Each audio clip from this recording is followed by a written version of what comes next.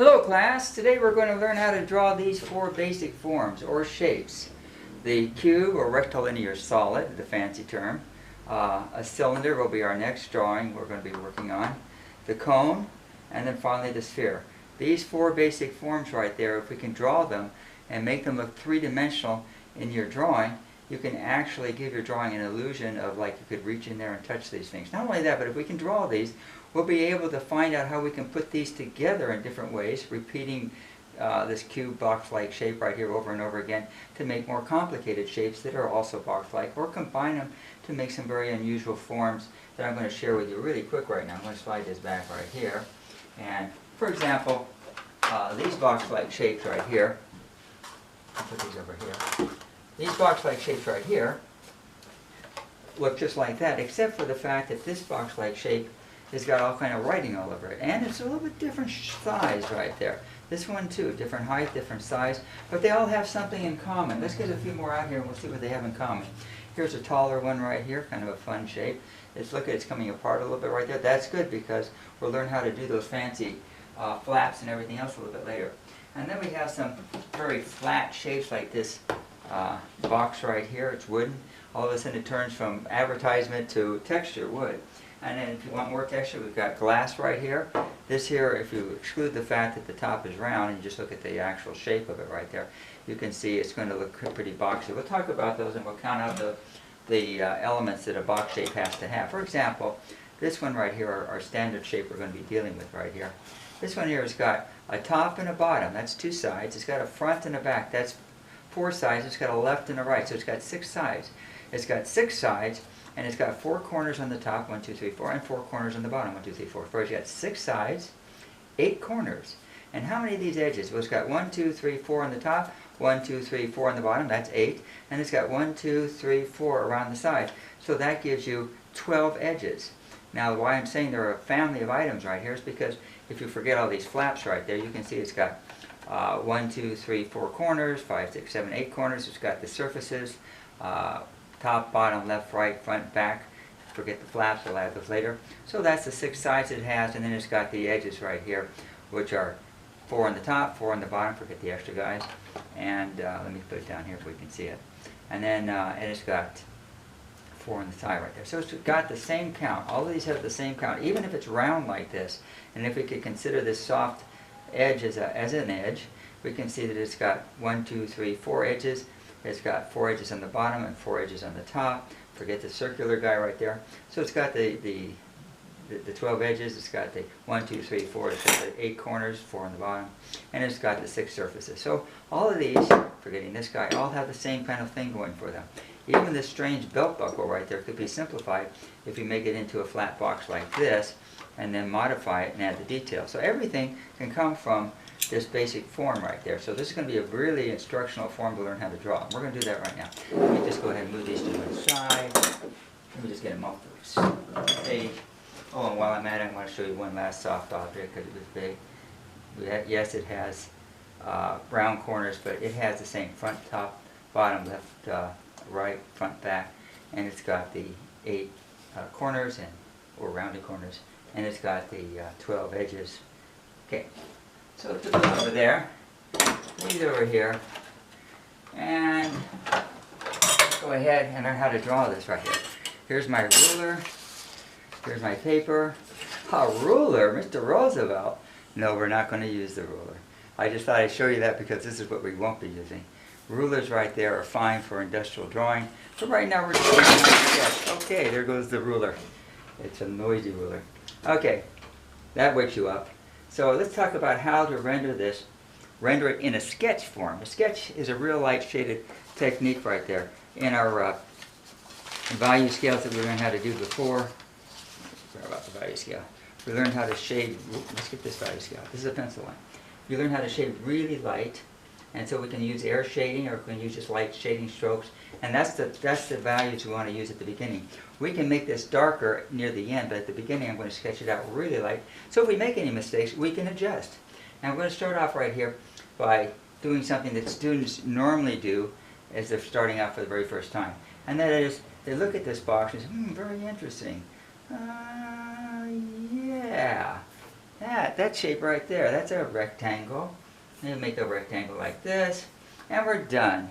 The problem with that rectangle is it doesn't suggest the three-dimensional form that we want to capture. This looks three-dimensional because we have a front, but we also see that it has a side, and by turning it like this, we also see it has a top. So we actually can see three sides, and this only shows one, so it suggests it could just easily be just a piece of paper like this, as opposed to this box right here. So to make it the box shape we want to deal and show as many sides as possible. If you can show three, why not show four? Let's see if we can see the bottom at the same time. Oops, the top disappears. That's the one thing about box shapes. You can turn them around, but the maximum size you can see is three. As soon as you try to capture another one, because you're trying to be real sneaky, the far side disappears. So we can see three, unless of course it's a glass shape like this and you can see through it. But we'll talk about that later. Right now I just want to talk about the fact that how do we get this form here to look three-dimensional instead of this rectangle. So we're going to start off with doing another fancy trick that you might have done, and that is where you made a box like this, maybe, and then you made a back like this, and you connected the sides like this to make an ice cube. And that was kind of nice too, because now it looks like we have the top, the bottom, the left, the right, and the front and the back. So we got the 6 sides, we got the 8 corners, 4 on the top, 4 on the bottom, and it's got, if you count them all up, you got 12 edges right there. So this is sort of working because it takes into account what we want. But we're going to get a little bit more sophisticated right there. And that is, what happens when I hold it close to you like this, and you see the front, and look at how big it is, and say I move it back into space. Whoa, now it's smaller. Well, guess what's behind this front is the back, which is further back into space. So the front is going to be bigger and the back is smaller. So if we take this same idea and now we work it out so we make a front kind of like that and make a back smaller like this and connect the sides, the box looks a little bit more three-dimensional. That's called perspective. And we'll learn about vanishing points and other things a little bit later. But this is a way to freehand draw it. We still want to keep these lines that go back into space like this, but guess what? These also go back into space like that to at some point somewhere over there. So by doing that, you can see that this is the front, this is the back, and if we don't draw the imaginary see-through lines, we get this. I'll just quickly erase so you can see what we have. Now you got something kind of like our box that we have right here. Look at that. And by turning it around, like in this direction, we have one edge that's really close. We sort of have it here, but if you want to make it dramatic, like it's coming at you, you can make this corner right there like the closest. And that's kind of a fun idea because we're going to go ahead and make the front, this first line. This far line back here is going to be smaller and higher up. How to do that is you can freehand back here, but sometimes it helps to actually make the bottom first. So make the bottom of the box, this line back here, and then go ahead and make the back line back here, make the bottom of the box this direction, because that's where it's going, like a V, and make this back right here. And you probably notice that I'm actually tapering these down to some point down here, so it looks like you're looking down on a building. This is going back into space this direction, see, as if they want to hightail over here somewhere. And these lines here are going this direction, so I'm going to match this up with that direction right there. So now we have a box that's been turned, and it's a little bit more dramatic. Making your images action-like or more dramatic makes your picture more interesting, so that's very important. And like I said, if you want to, you can throw on little lids like this, and parts that we saw before, like this box right here coming off. But whatever you do, you have to make sure that these lines here also match up. And if it gets closer to you, it should get bigger, and it does. So that's what happens right there. Anyway, what I'm going to ask you to do is going to ask you to take this idea, and I want you to make a tall box, something like you could use for this, without the words and the packaging on it. I want you to make one like this, one like this, a tall front like this. Look at, I'm tapering the sides. Just taper, taper, taper. And these are going back here, and here. All three of these edges go that way. So if these edges are going like this one doesn't go like this. That's probably one of the worst mistakes students make, is they come up with something like this, and they say, well, it's got the sides, but the problem is it doesn't go in the correct way. So you want to make sure that these lines go like this, so that they're part of the same system. This is going to some other world.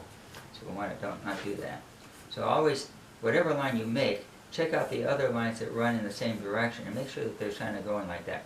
And what's happening right here is something you would see down a road, and you probably notice it, but you have a line like this down the center road, and it goes back into a point off into the distance, and you're driving along. Your car doesn't get smaller. You know that the size of the road is the same size back here as it is up here. And so that's a vanishing point right there, vanishing point.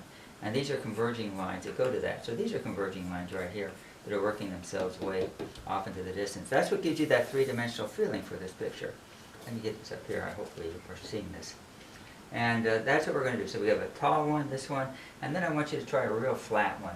So always draw the front edge, or if it's got a couple of front edges like this one over here, but make sure it tapers up a bit. So this is the front edge, a little bit bigger than the back edge, and it's a real flat box. And here's the back side. And these are still going down at an angle. And if this line is going here, this is going here, this one is not going to go here, and that's not going to go here. Bad lines. 1, 2, 3. 1, 2, 3. If you want to draw through to see through it, like it's a glass thing, you can go. These lines all go this way. That's 1, 2, 3, 4. 1, 2, 3, 4, and 1, 2, 3, 4. Those are the 12 edges, the 4 corners, and this.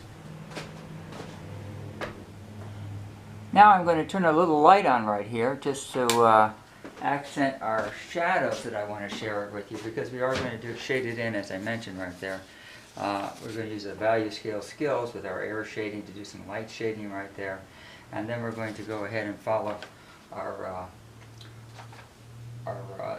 exercise right there where we actually shaded in three-dimensional forms that came right there from our value scale to give us a strong light on one side and a dark shadow on the other side, and the ground cast shadow right there. So we're going to work on this right now, and we have, oh yes, we have a lot of stuff going on.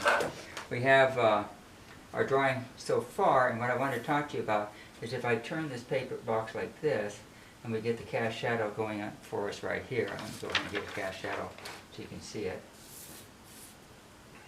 Yeah. Oh, there it is. The cast shadow on the ground right there would be coming right off this corner right there. So we've got a corner right there. We're going to go ahead and throw in a line. And incidentally, this vertical line casts a shadow that's diagonal on the ground. And the back line back here does. In fact, every vertical line casts a shadow back in the same direction from the light source. Unfortunately, this is a solid box, so we can't see it. We can't see what's happening on the inside. But we can see what's happening on the outside. So we've got a shadow of this line, we have a shadow of this line, almost as if they were like telephone poles, and they're just standing there. We even have a shadow from the back line right there if we could see it, because that's important, because this line right here, this vanishing, this top edge, also casts a shadow, and this one inside, and this line casts a shadow right down there. So we got this to this corner, and then back to here, and back to there. That gives us our shadow. And with a light source coming this direction, that's going to match up just perfectly with our value scale that we talked about before. And this will be like a number 7 down here. Just move this back right here. There it is, it's hiding on us. Remember we had a number 7 right there, back to a 6, so that's what we're going to do right here. 7. Back to a 6, back to a 6 further. You can use horizontal strokes on your shading right there to blend it back and make it go around the corner. This is the leading line right here, very dark, so it's going to be like a number 7 right there. And as we shade it back, it's going to get lighter and lighter and lighter and lighter. So it's about a 6 back here, because we want to get some reflective light also on the back side of the box. It makes it look really strong, really three-dimensional. And that line right there can be beefed up a bit. So now we've got the quick cast shadow of this, and we can do the same thing for this box down here. Again, this is a longer, taller shadow, so you're going to have this short guy right here. We're going to have a tall one right here. And then we're going to talk about this open box in a second right here, open box. And again, these are called cubes, or I like to call them box-like shapes, box-like. Or we can just, the fancy term is rectilinear solid. Whoa. Like a rectangle. Rectilinear solid, that means the lines make a rectangle. Anyway, back to art. Okay, this is a longer shadow. This is going to be a longer shadow, and if we can see the back side of life right there, we'd have a longer shadow right there. And that's important because now we'll be able to see a little bit of this back line back there. We get the top right there, which is this cast shadow from this line. And it goes back into that vanishing point. We have this, and we have a line right here going back to that vanishing point. So that completes our shadow for this one as far as drawing it out. And then again, this is a very fast shading. You can do slower shading, maybe get more of those strokes in there and fill up the spots. This is a Wayne Thiebaud drawing right here. Heavy here, heavy 7, and there it is. So then we got this going for ourselves. And we clean it up right there. Basically, this is the hard pressure, so we're using these strokes here so that we can fade it back into space. And you can emphasize this line down here, which is really nice to do because it makes everything stand out. Now the last one right here I want to talk to you about, it's kind of special right here because it's a box that looks something like this. And I wanted to bring this out right here because in this box right here, which is going to have a bright side right here and a dark side right here, just like we're talking about, but it also has a cast shadow on the inside right here. So the way the light source is going. And if I turn it a little bit more like this, which is kind of like how we have it right there. There it is. Let me hold it up because it's, ooh, let me adjust the light. Yeah, there we go. There we go. I want you to get the long shadow right there. You can see how that shadow is a long shadow inside there. I'd have to get this down low. I don't know if I can clamp it right there. Oh, look at that. I sort of did. There it is. So, there. Whoa, there it is. And so that's the shadow right there that we're looking for, that we're going to work on right there. And it caused us some key spots I want to talk to you about. One of them is not the shadow just on the outside. There it is. This edge right here goes back there, that edge and that edge. But the inside of the box, you can kind of see, if I get that just right, you can kind of see that there's a line right here, which is the cast shadow of this edge, and a line right here, cast shadow of this edge. And there's a little triangle guy right there, which is the cast shadow of this edge, not on the ground, but this edge on that side of the box. So doing that right there, completing that right there. Okay. There we go. Doing that effect right there. We're going to go ahead and copy that. So here it is. This edge line right there is this cast shadow right there of this line. Here's the cast shadow of this back here. That completes the shadow like we did before. This line right here casts a shadow in this direction. Really nice. And this corner right here, which you can't see, casts a shadow this way too. And a longer shadow from this corner to that spot, which brings it right about there, which it should actually match up with, with that spot right there. So let me make sure you can see that. So this edge, that cast shadow, this line, that cast shadow, and there it is. This line here casts the shadow back here. That's what you see right there. And to that spot, and then the triangle right there. So what we have right there is the triangle. Filling it all in, first of all I wanted to let you know that this is a solid side, so we're going to have to erase that line right there. And this is a solid side here, so we can clean up all of that, including this line back there, so when we get done, the box cleaned up looks like this, with our shadow sitting right there, also cleaned up, ready to go. So this is the shadow on the ground, goes way back here and around the box. This is the bottom of the box right there. This is the top edge of the box. The shadow's casted this way. This is the edge over here, top edge of the inside of the box. And same thing here, we can use vertical strokes right here, which really stands up nice right there. I like to use vertical strokes on a vertical object. And plus it makes it easy to do the shading because our vertical strokes can be lightened up on the way back and do a really nice, easy blend without a lot of work. There's the back line, there's the top of the box, there's the shadow on the inside of the box, some horizontal shadows for the ground down here, and right there, and there it is. So now we've got the box with the shadow on the inside. And that kind of completes it, kind of introduces another thing. So when you get done with this exercise right there, you'll be done with the box-like three-dimensional solids right there for this particular basic form. And then we'll introduce the next shapes in our next exercise right there. So that should work out just fine.